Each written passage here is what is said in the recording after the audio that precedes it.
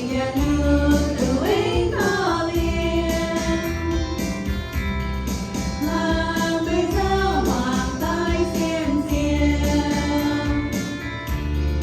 nhìn chim cơ trên mấy nhịp mèn cho sinh lý kia nhân trên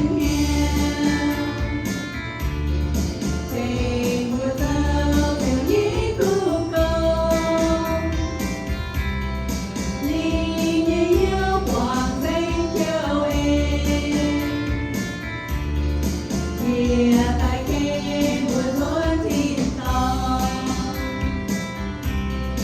chúa tôi yêu cả trên tay lời